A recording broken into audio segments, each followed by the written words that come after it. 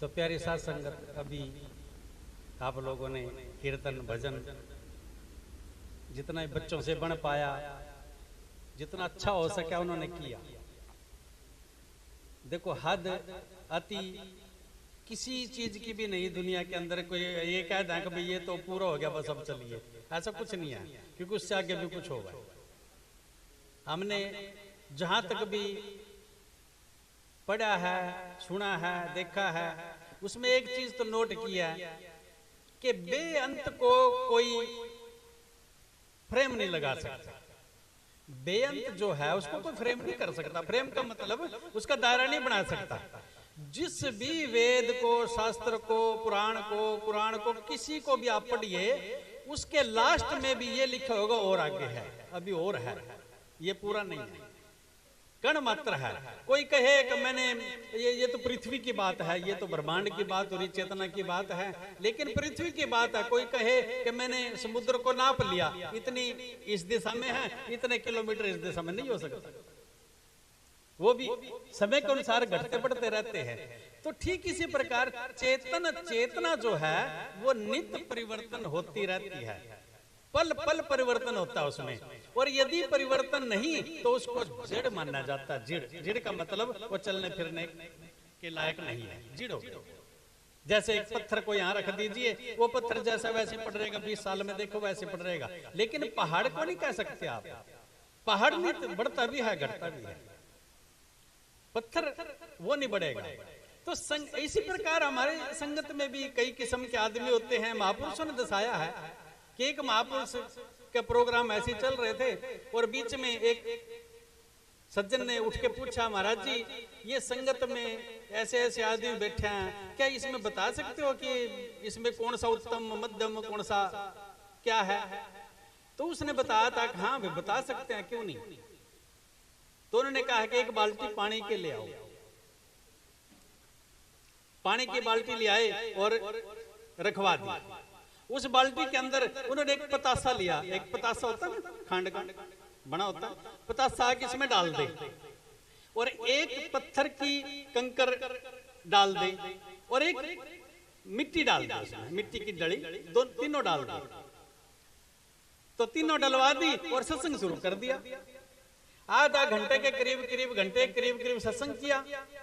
सत्संग करने के बाद उस महापुरुष ने कहा कि भाई उठ, अब कहा जी आगे इसमें से वो पतासा निकाल बाल्टी में से। अब बाल्टी में पतासा नहीं था, क्यों? वो पानी के अंदर पानी ही हो गया, मिला नहीं। उसने कहा कच्ची मिट्टी निकाल, तो उसमें से आधी वो भी खत्म हो गई थी, आधी रह गई थी। फिर कहा भाई वो पत्थर की डली निकाल, वो पत्थर जैसा था वैसा का वैसे ही। उसने क्या भाई तेरे समझ में आया कुछ? क्या महाराज जी अभी तो नहीं आया। भैया कुछ संगत के अंदर जीव आत्माएं ऐसी होती हैं जो गुरु के समावेश में आने के बाद गुरु जैसा ही रूप धारण उसके अंदर ही समावेश हो जाती है कि वो उनकी हर आज्ञा के पालन के अंदर अपने आप को मिटा देती हैं। कुछ ऐसे जीव आत्माएं हैं जो उनके हुक्म में अपने आप को मिटा देती हैं, और कुछ ऐसी आत्माएं हैं जो गुरुजी के पास आ जाएं तो वो वचन में आ जाती हैं, बाहर जाने के बाद उनका वही हो जाता है, वो अपने संसारिक ख्यालों में लिप्त हो जाते हैं। ये समझे? हाँ जी।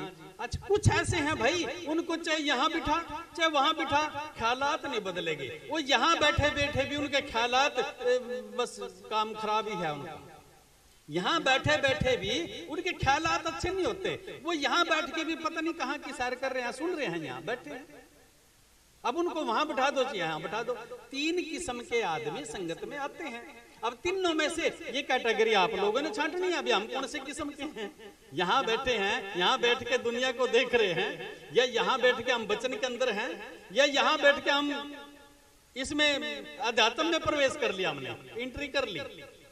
लेकिन अब ये चीजें सारी संगत की हैं, पर हमने जो हमारा मूल टारगेट है वो क्या होना चाहिए? देखो मेरा पिछली वर्ष में जो एक टारगेट रहा संगत में, वो यही रहा कि स्वयं को देखिए, लेकिन स्वयं को नहीं देख पाते, दूसरे को देखने की चेष्टा होती है, हमेशा दूसरे की तरफ देखना, स्वयं को देखने। और हमेशा महापुरुषों ने कहा कि एक उंगली किसी की तरफ करता है तू तो तीन तेरी तरफ है, ध्यान करके। किसी को हम कुछ भी कह रहे हैं उसको, उसकी हम एक उंगली उसकी तरफ करेंगे, तीन मेरी तरफ है। लेकिन ये नहीं समझ पाते, क्या करें। और अब तो इतना है भाई, देखो अध्यात्म में मूल टारगेट हमारा अध्यात्म का है, ना किसी मजहब का है, ना धर्म का है, ना जाति का, ना देश का है, नहीं, हमारी तो संपूर्ण मानव जाति के लिए एक प्रार्थना, एक संदेश है। क्या कि आप स्वयं को देख लीजिए, पूरे संसार आपकी नजरों में आ जाएगा। कबीर साहब ने कहा, अव्वल अल्लाह नूर पाया, कुदरत के सब बंदे, एक नूर से सब जग उपजे, कौन भले कौन मंदे। अरे भाई, जो प्रकृति ने भेजा है उसको, उसके अंदर हम त्रुटि निकाल रहे, तो हमारे से बड़ा मां मूर्ख इस दुनिया में नहीं है। क्यों? कि उसकी बनाई हुई में नकल कर रहा मैं, कि उसने जो बनाया है एक बुरा जीव बना दिया, ये उस बनाया तो उसने नहीं है, प्रकृति नहीं गढ़ा उसको। और प्रकृति के अंदर यदि मैं दोष निकालूं तो भाई ये सोच लो कि नहीं, मैं तो समझने के लायक नहीं, क्योंकि प्रकृति ने दोष क्यों निकाल दिया। यदि कोई अत्याचारी है, जुल्मी है, धरती उसको ये नहीं कहती कि मैं तेरे को जगह नहीं देती चलने के लिए, कहेगी चल मेरे ऊपर। वायु ये नहीं कहेगी मैं तेरे सांस रोक दूंगी, तू तो बुरा आदमी है। पानी ये नहीं कहेगा मैं तेरे मुख में जाऊंगा नहीं, क्योंकि तू बुरा आदमी है। कोई भी चीज प्रकृति की ये नहीं कहेगी कि मैं बुरे के लिए नहीं हूं, ये ध्यान करके देखो। और कोई भी चीज अच्छे आदमी को ये नहीं कहेगी कि मैं तो इसी के पास रहूंगी, वो बराबर संरक्षण करेगी, सारी चीजों का बराबर देगी। भैया, जब हमारी दृष्टि इस लेवल पे चली जाए तो दुख नाम की वस्तु आपके जीवन में एंट्री नहीं कर सकती भाई, कभी प्रवेश नहीं कर सकती, यदि यह दृष्टिकोण आपका हो जाए। ये बुरा देखना छोड़ दो, बुरा जो ढूंढन में चलिया, मुझसे बुरा ना कोई, जब तन खोजा अपना, मुझसे बुरा ना कोई। कह के महापुरुष भी बेचारे थक गए, हम भी थक जाएंगे, चले जाएंगे, लेकिन इस जीव को शर्म नहीं आती भाई। अब क्या बताइए, ये फिर भी बुराई ही देखेगा, अच्छाई देखना इसके भाग्य में है ही, क्या कर। हम कहते हैं भाई बुराई देखनी है तो अपनी देख, अच्छाई देखनी है दूसरे में देख, दूसरे की बुराई मत देख, बुराई अपनी देख, अच्छाई दूसरे की, तो तेरा तो काम हो गया, फिर तो बात बन जाएगी। नहीं तो भैया ये तो बड़ी कठिन काम है, बहुत मुश्किल है। अध्यात्म के अंदर यही चीज है कि स्वयं को समझिए। जिस दिन आपने आप को समझ लिया, उस दिन आप प्रकृति को समझ जाएंगे, और परमात्मा कहाँ है वो आपके सामने खड़ा मिलेगा। ये भी है, ये भी है, ये भी है, सारा परमात्मा है, दूर कोई है ही नहीं। परमात्मा के अलग इसमें है ही कुछ नहीं। जो परमात्मा का मतलब, मैंने कई बार, मेरे से भी कई बार क्वेश्चन होते हैं बार संगत में, कि परमात्मा साकार है या निराकार। उनके है तो कठिन सवाल भाई, कि परमात्मा साकार भी है और निराकार भी है। यदि तू निराकार में देखना चाहता है तो जितने आकार हैं सबको देखिए, इन सारे आकारों से भी परे है और आकारों में भी है। निराकार मतलब बिना आकार के भी है। और यदि आप प्रकृति के आधार से समझना चाहते हो तो फिर देख लो, आकार देखना हो तो फिर महापुरुषों में ढूंढ लो, निराकार देखना पूरी प्रकृति को देख लो, तो निराकार समझ में आ जाएगा।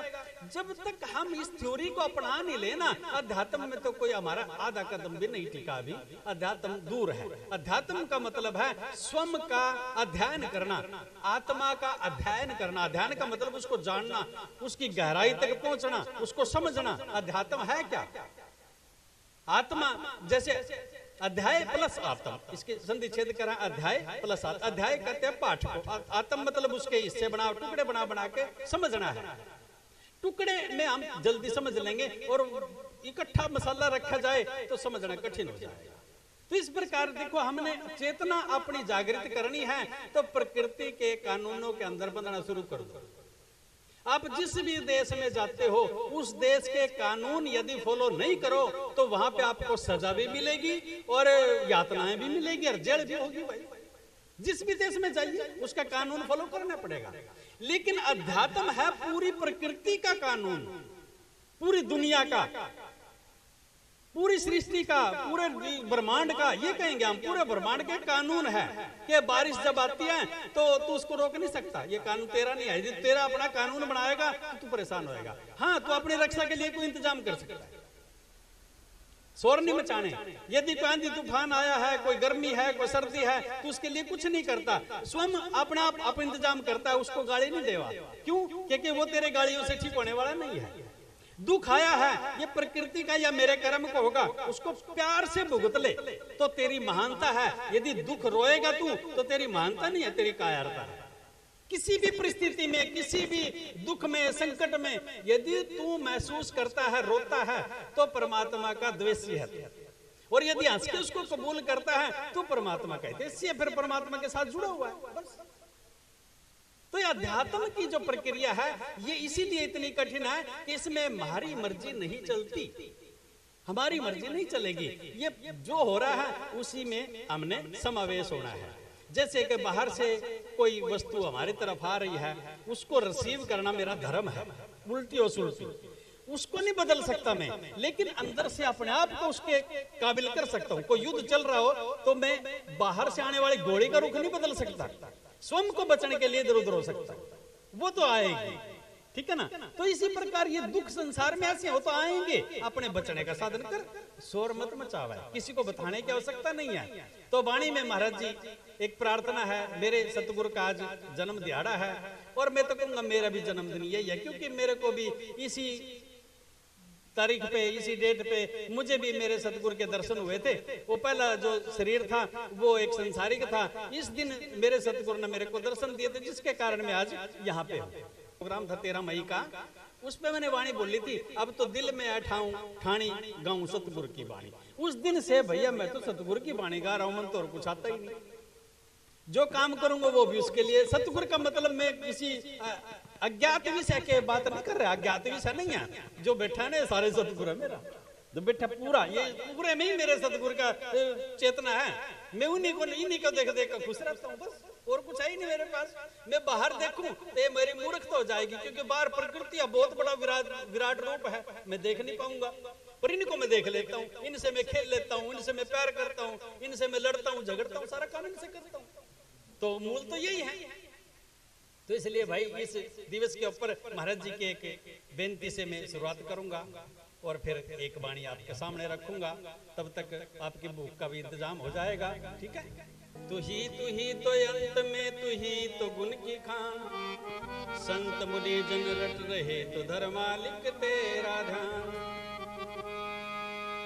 गुरु चरण संकट हरण करण सिद्ध सब काम, श्वास श्वास में सुमरिए तो सतगुरु जी का नाम।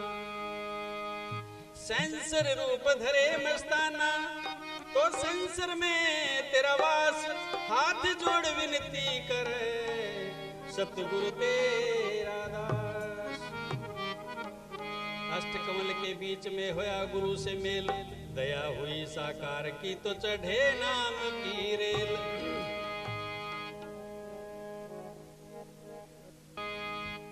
मेरे सतगुरु की रचना है, उन्होंने कहा शरणा सतगुरु तेरा, कर दिल का दूर अंधेरा, कर दो ना सिद्ध काज आज तू लाज राख मारी। के मालिक मैं तेरी शरण में हूँ और मेरे दिल के अंदर जो भरम है, जो पर्दे हैं, उनको दूर करो, और मेरे कार्य जिस काम के लिए बीड़ा मैंने उठाया वो मेरा पूरा करो, और मेरी लाज रखो, नहीं तो ये संसार मेरे को लूट के खा जाएगा। वाणी का मूल सार यही है।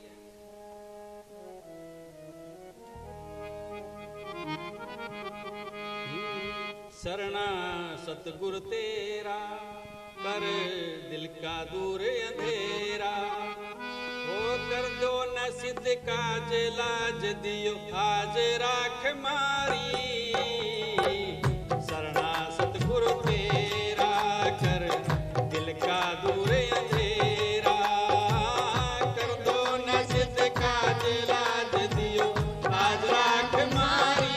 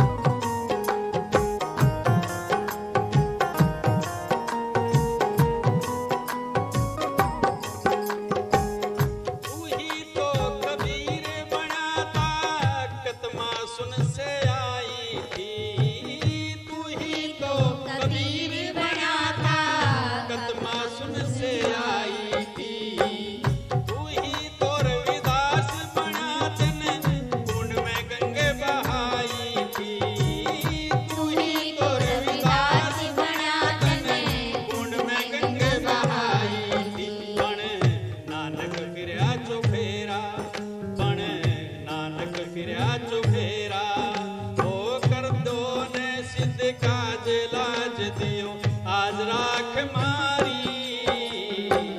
शरणा सतगुरु तेरा कर दिल का दूर अंधेरा, कर दो न सिद्ध काज लाज दियो आज राख मारी। शरणा सतगुरु तेरा।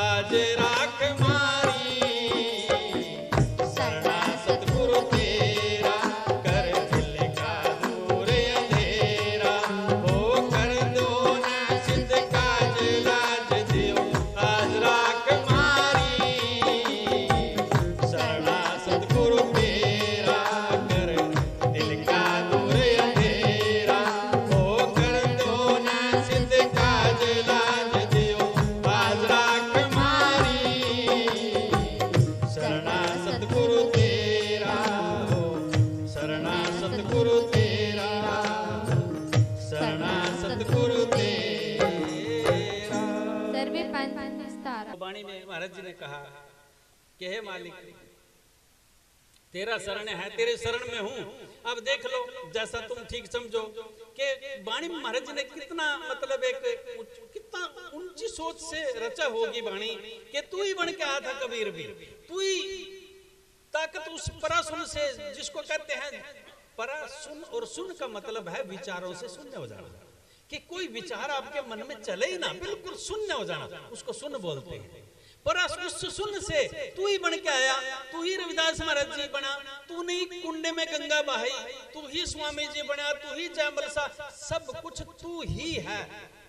जब तू ही है तो फिर मैं कौन? जब सब कुछ तू ही है तो मैं कौन? अब यही कितने महापुरुषों की उसमें साखी में भी आया है कि एक शिष्य गुरु से अध्यात्म की शिक्षा लेने गया थे, और वो जैसे उन्होंने गुरु जी कुंडी खुड़काई दरवाजे की, तो उसने कहा कौन? कि महाराज जी यही पूछने के लिए तो मैं आया हूं कि मैं कौन हूं। वो आप मेरे से पूछ रहे, मैं क्या जानूं मैं कौन हूं? आप दरवाजा खोलिए, मुझे बताइए मैं कौन हूं। तो ऐसी परिस्थिति, ऐसी अवस्था हमारी बनती नहीं है। हम तो मैं फलाना हूं, मैं ढिकड़ा हूं, मैं तो यूं कर दूंगा, मैं यूं कर दूंगा, मैंने यूं ले लिया, मैंने यूं दे दिया। मैं जब तक आपके अंदर है तब तक वो नहीं, जब मैं है तो वो नहीं, वो है तो मैं ना। प्रेम गलियती सांकरी जिसमें दो ना समाए, एक ही जाएगा, चाहे मैं चले जा चाहे तू चले जा, तेरी मर्जी। तो यही वाणी महाराज जी ने कहा कि महाराज जी ऐसी आपने सबके साथ करी, मेरे को भी बख्शिश दे दो, मेरे को ज्ञान सिखा दो, और तू ही मेरा, मेरे गुरु जी ने लिखा तू ही मेरे गुरु के अंदर बैठा, उस प्रकृति तू ही मेरे गुरु के अंदर बैठा।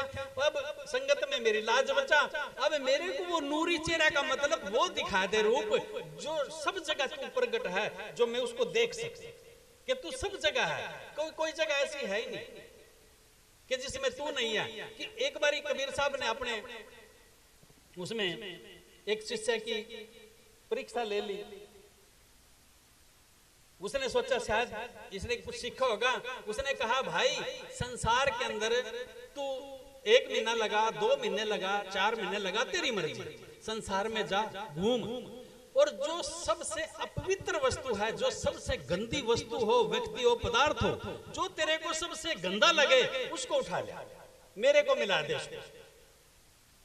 अब महाराज जी ने परख कसौटी तकड़ी थी, लेकिन अब बेचारा शिष्य भी वचन के अंदर बिल्कुल बंद हुआ था।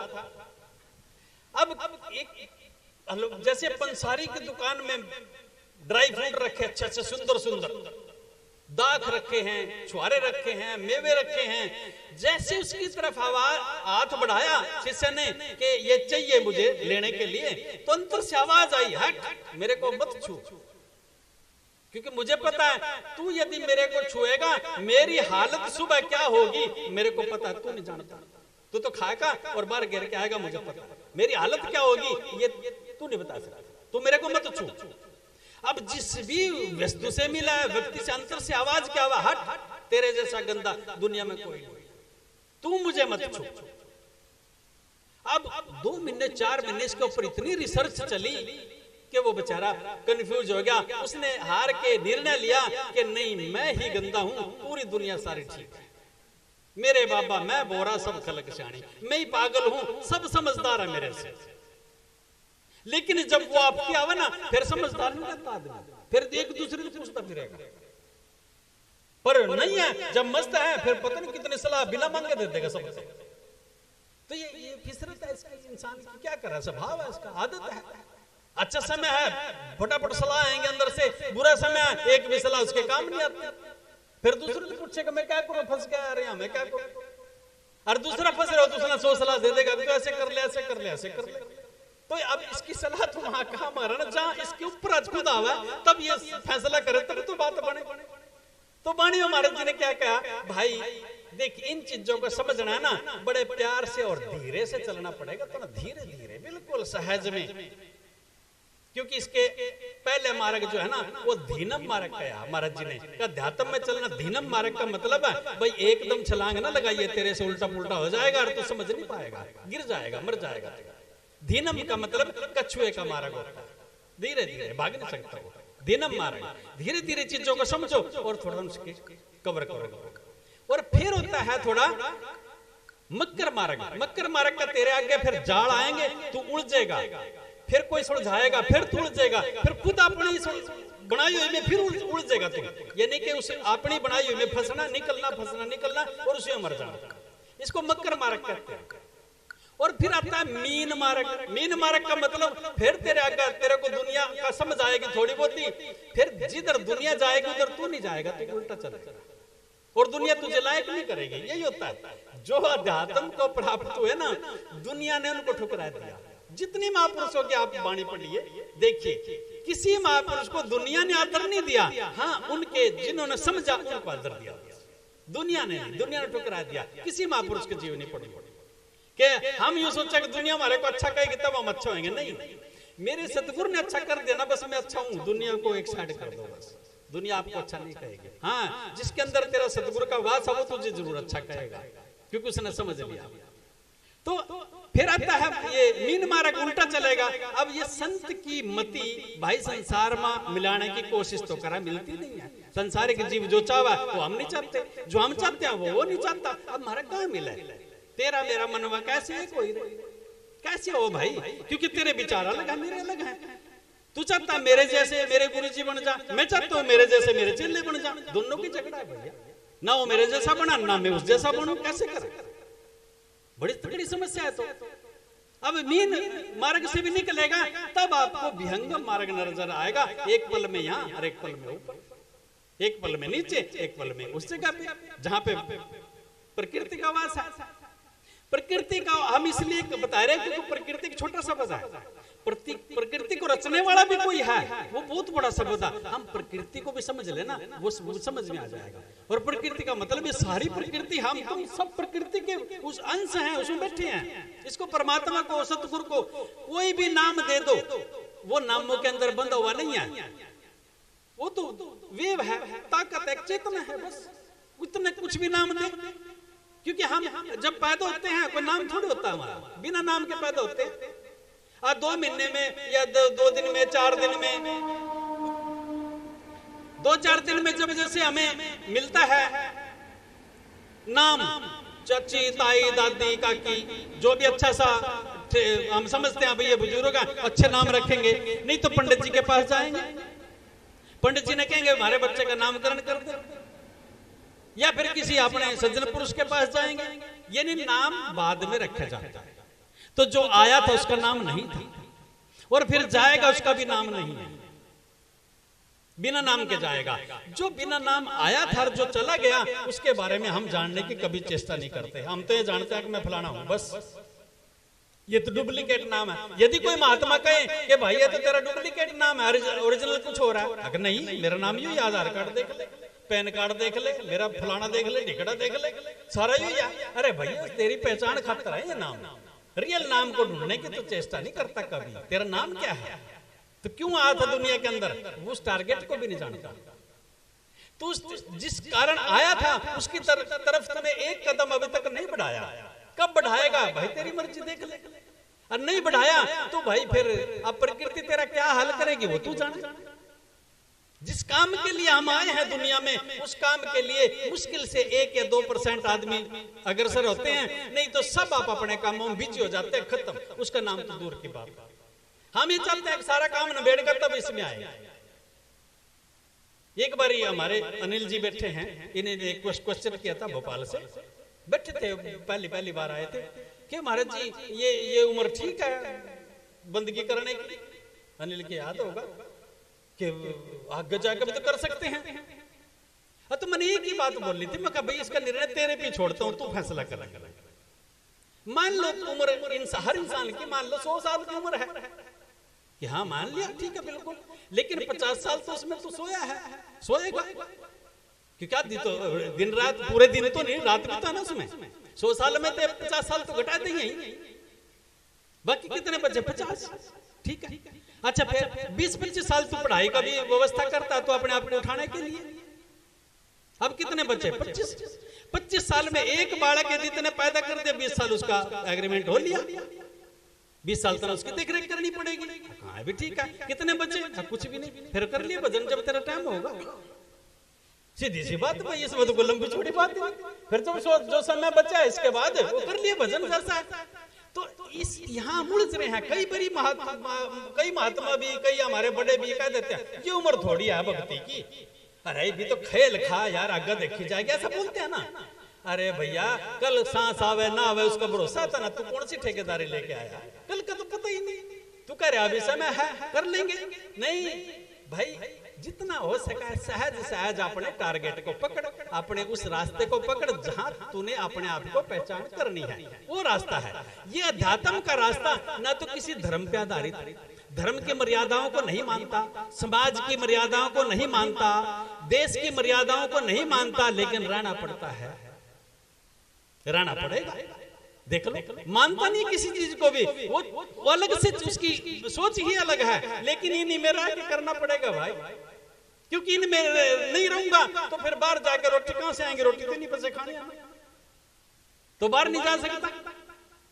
क्योंकि एक बार महाराज ने एक प्रमाण देख के बताया था, एक पठान पहले के जमाने होते थे, रैट चलते थे, रैट यानी कि पानी नीचे से बैलों के द्वारा, ऊंट के द्वारा ऐसे निकाला जाता था, रैट होते थे।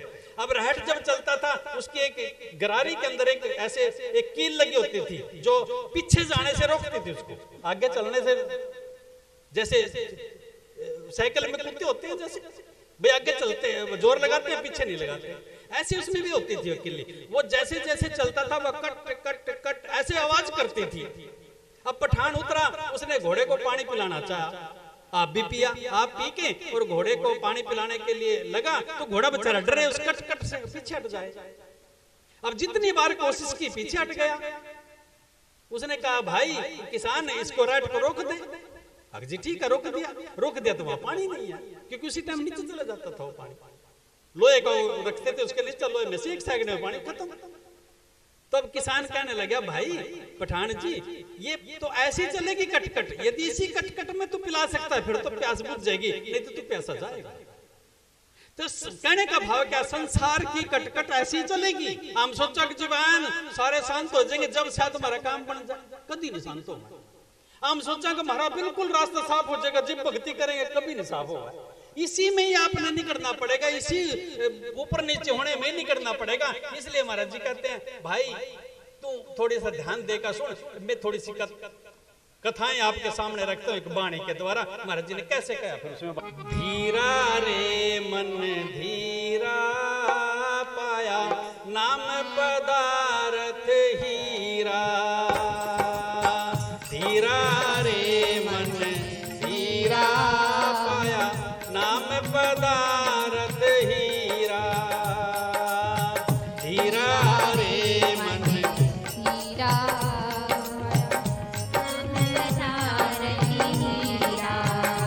पाया नाम पदार्थ हीरा, पाया नाम पदार्थ हीरा, धीरा रे मन धीरा पाया नाम पदार्थ हीरा।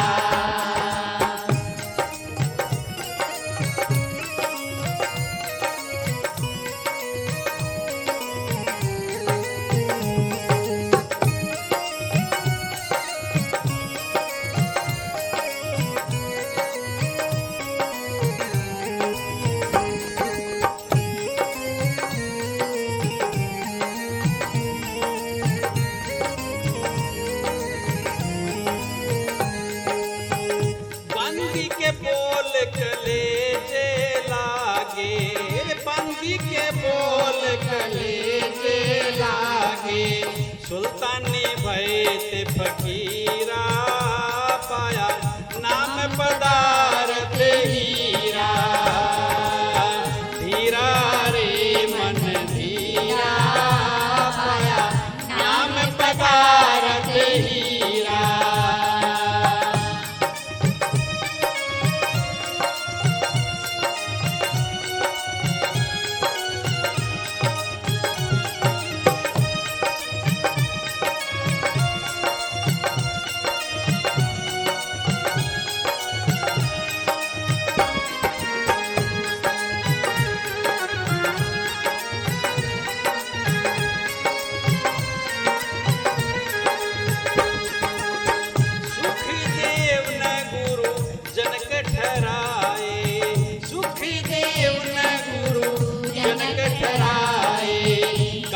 गए जम जंजीरा, पाया नाम पदार्थ हीरा।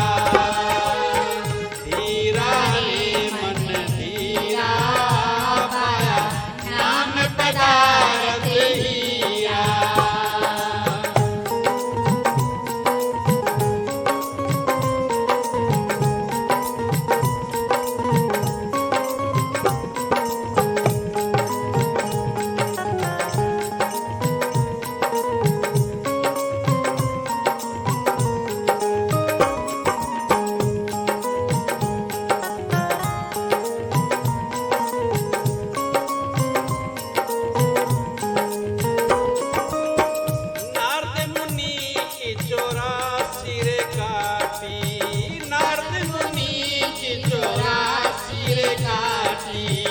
मिल गए कालो पीरा, पाया नाम पदार्थ हीरा। धीरा रे मन धीरा, पाया नाम पदार्थ हीरा।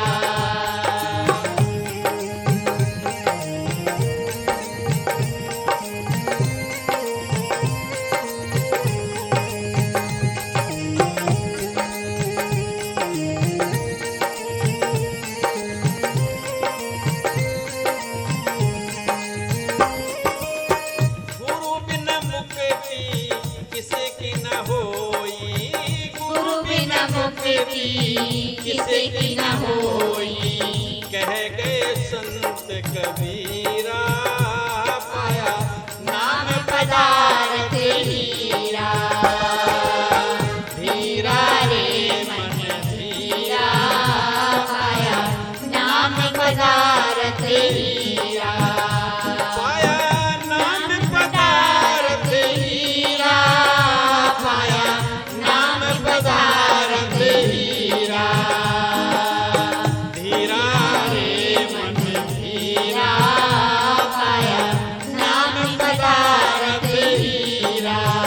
पाया नाम पदार्थ हीरा, पाया नाम पदार्थ हीरा। निस्तारा।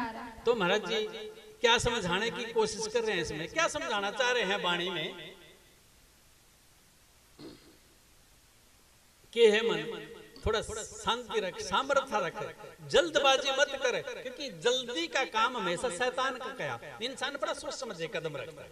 कोई आ भी गई कोई ऐसी परिस्थिति, उसमें मौन हो जाओ, एक पल के लिए भी आप मौन हो गए, उसी को उसी टाइम निर्णय हो जाएगा। हम एक पल नहीं दे पाते सोचने के लिए, उसी टाइम ऑटो मोड पे अपना, हमारा जो अंदर का सिस्टम है ना, ऑटो मोड है। जैसे आप फटाक फेंक दिया, जैसे आप फटाक, अरे तू भले पुरुष ऑटो मोड पर न कर, मैनुअल पर कर उसको। मैनुअल का मतलब अपनी मर्जी से कर लेना उसको, अपने हिसाब से कर ले।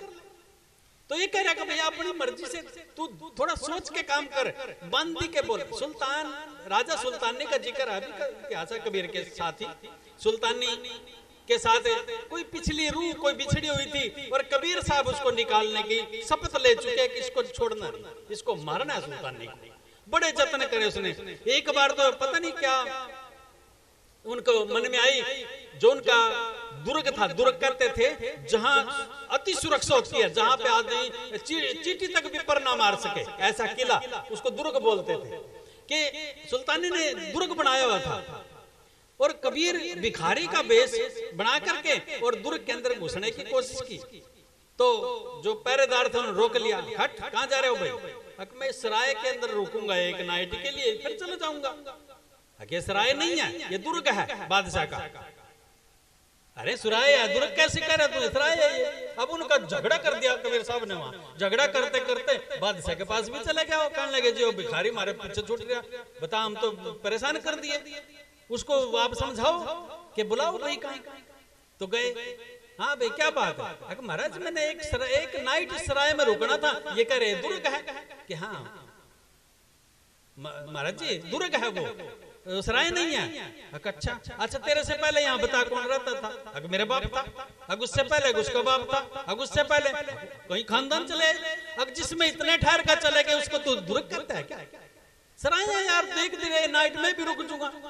तो बादशाह की समझ में नहीं आई। फिर एक दिन और उसकी माल हवेली पे चढ़ गया, घूमता रहा। पहले जो द्वारपाल थे रोकने लगे, क्या कर रहा तू? अरे मेरा ऊंट गुम हो गया भाई, ढूंढ रहा हूं। यार छत पे ऊंट मिलते हैं क्या? ऊंट तो जमीन पे मिलेंगे, जमीन पे ढूंढे फिर तो काम चले, छत पे घूम रहा है। वो भी बादशाह को सुना दी कि जा तू ढूंढ रहा वहां, तो फिर तू भी तो छत पे ढूंढ रहा ना, जब मैं ढूंढ रहा, मैं गलती कर रहा, तू कौन सा ठीक है? उसको समझाया, फिर भी नहीं मानने। फिर एक दिन बांदी, अपनी दासी होती थी पहले, दासियां को बांदी बोलते थे, दासी का रूप धारण करके और बादशाह की सेज पे लेट गया। जो उसका तख्त था जिस पे सोता था उसके ऊपर लेट गया। अब बादशाह उसने सीधा कोड़ा उठाया और उसको 5-7 खींच दिए। दर्द तो होया, पर कबीर साहब हंसते रहे। कहने लगा बांदी सच बता क्या बात है? मैंने इतने कोड़े मारे तो हंस रही है? नुका जी मैं इसलिए हंस रही कि मैं तो इस पर भी थोड़ी देर लटकी थी, 10 मिनट 20 मिनट आधा घंटा, मेरे को 5-7 कोड़े लगे, और जो इस पर टाइम से वो उसको कितने लगेंगे? मैं तो इसलिए हंसी थी। तब भी समझ में नहीं आई। ये क्या बांदी के बोल कलेजे लागे सुल्तानी भय फकीरा, वहां से थोड़ी समझ आई थी। सुल्तानी बादशाह वहां से इसको समझ आई थी, तब वो अध्यात्म में कदम रखना शुरू करा। फिर सुखदेव मुनि जनक के पास गए थे ज्ञान लेने के लिए। अब जब ज्ञान लेने के लिए गए, सुखदेव मुनि गुरु जनक ठहराए, कट गए जम जंजीरा। तो जब गए तो बादशाह लेटा हुआ, बादशाह भी था वो, और विदेही संत भी बोलते थे, क्योंकि अंतर से संत थे, बाहर शरीर से नहीं। लेटे हुए थे, 2 लेडीज इधर लगी, एक टांग के ऊपर दबाने के लिए, 2 इधर लगी, या 2 हाथ दबा रही, वो सारी लेडीज उस पर सेवा कर रही हैं। अरे देख दी मुनि तो सुखदेव मुनि भाज गया वापस। कहने लगे जो पड़ेगा संतान, औरतें तो इसके पास है, ये तो औरतों के बीच में पड़े, कैसे संत आयु? भाग गया। तो बीच में आते हुए इधर पिताजी मिल गए उसके, कहले कहां जा रहा है, कैसे ऐसे बात है? सौरता तो आदि खोदी, तेरी जो कमाई थी पहले उसमें छाती चली गई, वापस जा। ये उसकी कला थी, कोई खेल था कोई, तो फंस गया उसमें। फिर गया तो फिर बादशाह अपना उसमें ड्राइंग रूम में जैसे उनके बैठने की जगह होती तो उसमें बैठा। थोड़ी देर बैठा, पीछे से आवाज आई कि महाराज आपके महल में आग लग गई। अब ठीक है कोई बात नहीं। थोड़ी देर में महाराज ये आली आग। अब वो सुखदेव मुनि अपनी लुटी, मेरी उधर और रखी एक लंगोटी लुटी रखी, मैं ठहरा हूं। अगर भाई मेरे महल जलन लग रहे, तेरी लंगोटी उससे ज्यादा कीमती है क्या? तू उसने ठाण भाजेगा। वो फिर भाज गया छोड़कर। तीसरी बार आके उसने नाम दीक्षा ली थी, तब महापुरुष बने थे सुखदेव मुनि। ये सेवाएं हैं। नारद मुनि की 84 काटी, मिल गए काड़ू पीरा। अब नारद मुनि एक बार कहते हैं इंद्र की कचहरी में बैठा था, और बैठे बैठे अब जैसे सभा समाप्त हुई, सारे चले गए। तो थोड़ी देर के बाद 2-4-10 मिनट के बाद नारद वापस आया, तो जहां नारद बैठा था वहां की जमीन खोद के बाहर गिर रहे, और वहां पे दूसरी मिट्टी डाल रहे। नारद ने ये चीज देख ली, उसने कहा ये क्या हो रहा है इंद्र जी, ये क्या हो रहा है? कि महाराज ये इसलिए हो रहा है कि आपने गुरु धारण नहीं किया, आप नुगरे हो, इसलिए आपकी मिट्टी हमें बदलनी पड़ती है हर बार जब आप बैठते हो। अब बड़ी चोट लगी उनको, विष्णु के पास गया कि महाराज मेरा इंतजाम करो। कि भाई नारद बिना गुरु तो 84 काटनी पड़ेगी आपको। फिर देख ले, अगर नहीं आप जैसे कहोगे मैं कर लूंगा, मैं 84 में नहीं जाना चाहता, आप मेरे को बचाओ। उन्हें कहा ठीक है, फलानी नगरी में चले जाना, सुबह सुबह सबके उठने से पहले। उसकी नगरी का एक ही गेट है, उसकी अंदर जो भी एंट्री करे अंदर से या बाहर से, उसी को गुरु बना लिया। क्योंकि तेरे मतलब गुरु तो कोई पालेगा, तेरे से जैसा ज्ञानवान कोई है नहीं दुनिया में। तू किसी को एक्सेप्ट ही नहीं करेगा, तू किसी को मानने का ही नहीं, तू तेरा ज्ञान इतना है। उन्हें कहा ठीक है जी। गया, अब उसी समय पे पहुंचा, वाक्य में समय वही था सवेरे सवेरे का। अब दिन में एक काड़ू जी नाम का झिमर था वहां, दिन में तो उसको कोई मच्छियां पकड़ने नहीं देता था, वो सुबह सुबह उठ के निकल जाता था और मच्छी पकड़ के वापस आ रहे थे। अब वो मच्छी वाला देख के नारद ने ऊपर नीचे देखा, फिर भाग गया। कहने लगा महाराज मेरे साथ ऐसे ऐसे हुआ, ऐसे गुरु थोड़ी बनेगा। अगर देख भाई नारद एक बार और तेरे को मौका दूं, जे तू कर लेगा तो ठीक है, नहीं तो फिर 84 इतना भुगतनी पड़ेगी। अब की बार दोबारा चला जा, कोई बात नहीं। अगले दिन गया, अगले दिन भी वही टाइम उसका था, वही उसका था, अगले दिन भी वही मिला। वो तो खेल था मालिक का, वो समझ नहीं पा रहा, बस उनकी माया थी कोई। अब तीसरी बार फिर मौका दे दिया। अब तीसरी बार तो पैरों में पड़ गया, कोई बात नहीं, अब तो भाई मानना पड़ेगा। उसी के पैरों में पड़ा कि महाराज मैं आपका शिष्य बनना चाहता हूँ। तो मालिक की रजा थी, ठीक है बन जा भाई। अगर जी मेरे को 84 का सिस्टम बताओ, कैसे काटूं मैं, 84 कैसे कटेगी। तो उसने उसके कान में विधि बताई कि विष्णु का हुक्म है ना, कहाँ जी, अब उसकी जब दरबार लगेगा उसको बोल दिए विष्णु को कि जी मेरे को पहले 84 का नक्शा बना कर दिखा दो, फिर मैं काट लूंगा, पहले बताओ। फिर अगली विधि कानों बताई उसके कैसे करिए। अब वो चला गया, उसकी जैसे कचहरी लगी हुई थी, सभा लगी हुई थी, जैसे अपने बैठी। तो कहने लगे नारद से, विष्णु भाई तेरा इंतजाम बताया गुरुजी ने? हाँ महाराज बताया। कैसे? अगर जी पहले मेरे को 84 का नक्शा बना दिया। उसने अपनी सभा के बीच में 84 का नक्शा बना दिया। अब उसने इधर से लेटना शुरू करा, लेटता लेटता उस साइड चला जाए, फिर वापस आ जाए, ऐसे लिखता हुआ गुलाटी मारता है चला जाए, उधर जाए। 2-3 बार लगे रहा। कहने लगे भाई उठ ले कि नहीं जी, जब तक 84 नहीं कटेगी मैं उठने वाला नहीं हूं।